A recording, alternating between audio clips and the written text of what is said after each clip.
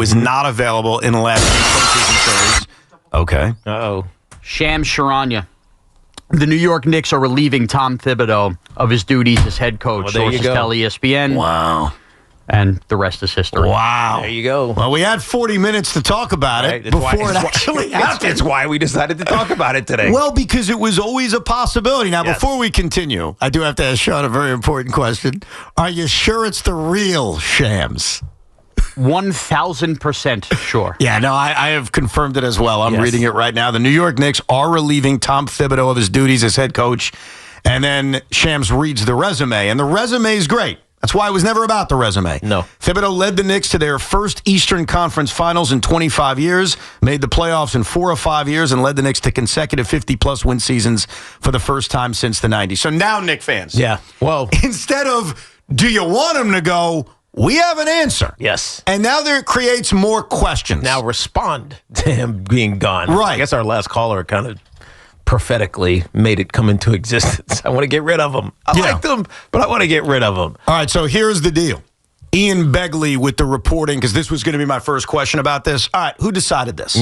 Well, my immediate first question is, what do the players think about this? Well, absolutely. And so I'm sure that'll trickle in via social media, because I don't think they're going to have media availability for Jalen Brunson or Cat or any of those guys. No. But I'm sure we'll start to hear it the next few hours or so.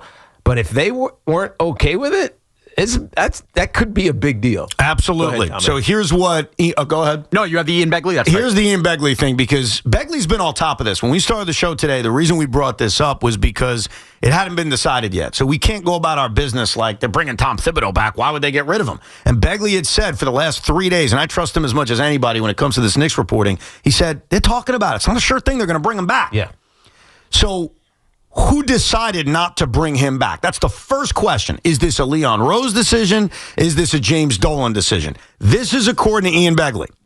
The organization, singularly focused on winning a title, feels new voice is needed. Team president Leon Rose made the decision with the support of owner James Dolan. Right. So, And that is a very important sentence, because if Leon didn't want this to happen and the owner stepped up and said, I want to get rid of him, that's a huge problem. But if Leon Rose, who you have to trust based on everything he's done for the half a decade now he's been here, if it was his decision, it's a little bit different than the owner getting too involved. Now, the other thing, I don't think Leon Rose has a tight buddy relationship with Karl Anthony Towns or Mikal Bridges. But I wonder if he does with Jalen Brunson. I wonder if he had the, just awareness to call Jalen and say, hey, Jalen, this is what we're thinking. You know, we're not saying anything's going to happen, but this could be a circumstance where we're going to move on from the head coach. Are you okay with that? Right. And, I think good general managers and good owners, that's what they do. I know back when I retired, John Mara asked me that question about Tom Coughlin. How about Absolutely. that? Huh? And I said, he's a great coach. He's got to evolve a little bit. Right? You can't get rid of him, because we respect the things that he's done for all of us to make us great players. But he's got to evolve. And to his credit, he did. I wonder if Leon Rose asked, or James Dolan, just asked the leader, the king of New York in our estimation, Jalen Brunson, what he thought about Tom Thibodeau and potentially moving on from him. I would want to if I'm the Knicks. Like, my reasoning for I wanted him back was about Jalen Brunson. 100%. And so I would think it's smart to involve him. Sometimes players get crap for being too involved in coaching changes or not. But I think it matters, especially when the guy took less money to stay. Yeah. Now, one name we got to keep an eye on right away is Johnny Bryant, who left the Knicks a year ago to join Kenny Atkinson's staff in Cleveland. And he was about, I think, to get the Phoenix job. He was certainly one of the finalists to get the Phoenix job. Yeah, there was a bunch of them that were rumored to be headed towards Phoenix, whether interviewing or getting the job. So he has an option. Well, I think right now there's an about face, because if you're Johnny Bryant and you're the Knicks, you're interviewing him for the job. I don't think you're necessarily just saying you're the guy. Well, maybe that was the timing, because Phoenix was close to hiring him. Phoenix was close, and if you're the Knicks and you want to put your best face available, you got to get rid of the head coach. This is what it is. This is why coaches in the NFL get fired in week 14, and so that those that are potentially available as head coaches aren't excluding you right? You fire the coach in week 14, and all of a sudden, it's like, all right, the Jaguars, they're an option for me. The Giants are an option for me because I know they don't have a head coach. Maybe if the firing of Tibbs 2 days or 3 days after the Eastern Conference Finals crash out was because they're trying to get their best options in line. Yeah. This also, it reminds me a little bit. It's not exactly the same, but it reminds me of when the Yankees moved on from Joe Girardi after getting to the 7th game of the American League Championship Series. And I remember my reaction was, this is crazy. Right. Like, the Yankees, let's not forget, in 2016, didn't even make the playoffs. In 2015, they were in a wild card game. And in 14, they didn't make the playoffs. Like, the Yankees were not in this bright space that they're now. They got to the 7th game of the ALCS, and they decided to move on from the manager. And what we later found out was they kind of knew all along they were done with him.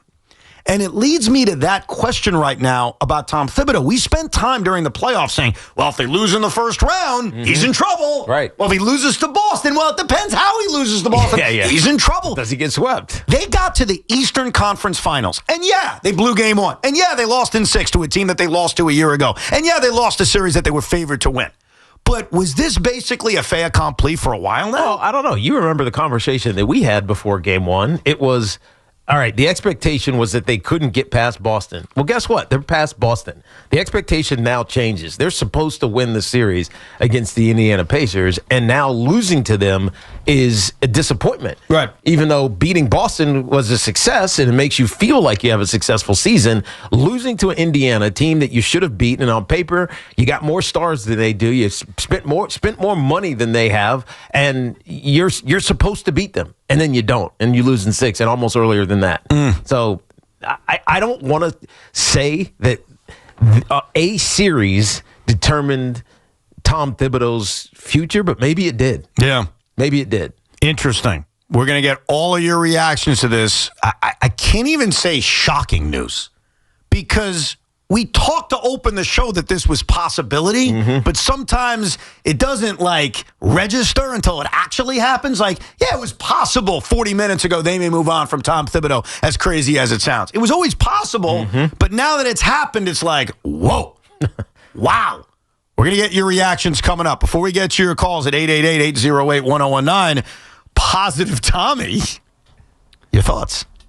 Stunned by this. Yes, Tibbs needed to change. He needed to adjust. He needed to adapt. But I'm floored that they did this. Obviously, Are you mad? I have to see what's next. I do. I have to see what's going on here. Like Sean and I were just talking about, what does this mean for Rick Brunson? What does this mean? Because obviously that's Tibbs' staff and your captain who already, although I think we should revisit that answer he had, Jalen, when they asked him about Tibbs. Yes. I think we should reevaluate the answer he I think gave. We should. I think you're right. Now we have a different result. Right. Now it might sound different. Right. And I thought, you know what, when he got by Boston, when the Knicks got by Boston, Tibbs would be safe. I thought this year would be the final year, prove it year. If he doesn't change, if he doesn't adjust, if he doesn't utilize the bench more, then you could fire him. I'm not in favor of mid-season, but this tells you that the Knicks just felt like they reached their pinnacle with Tibbs. I'm going to do this right now because I don't know if anyone has tweeted out links to who the Knicks are going to hire. My gut feeling initially is they're going to circle back and bring back Johnny Bryant. That just makes the most sense. He was with this franchise a year ago. He's one of the bright, young, emerging coaches in the league. He was about to take the Phoenix job. To your question about Rick Brunson, well, Johnny was here last year. It just makes complete sense, basically, to kind of keep a little bit of continuity, but have a younger voice.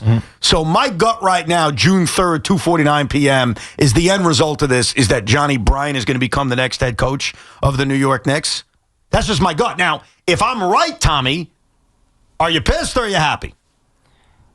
I think, wow, I'm just so stunned right now. I got to be honest with you. We talked about it before the show and what we were going to open with, and we were talking about Tibbs' job security, and we both said, yeah, they're going to think about it, they're evaluating it, but they're going to keep him. It's an Aaron Boone situation. The Yankees are bringing back Aaron Boone, and I thought all along that Tibbs was going to be along for the ride with this, and he was going to be the head coach in this, we'll call it Jalen Brunson window. But I've always said this about the Knicks in this regime, because this is not the old Knicks where I didn't trust anything they did and I questioned everything they did. Leon Rose, since he has taken over for the Knicks, has pushed every single right button. So I'm stunned. I don't necessarily agree with it, especially off of coming the Eastern Conference Finals and being this close to a championship, or at least this close to an NBA Finals. So I'm stunned by it, but I have full faith and trust in Leon Rose, and I think Knick fans should trust him because of what he's built with this team. Josh Hart has tweeted, so we have our first public comment by a Knick player. Josh Hart's tweet is forever grateful, thank you. So classy from Josh Hart, not anger. Doesn't even sound stunned. Just, forever grateful.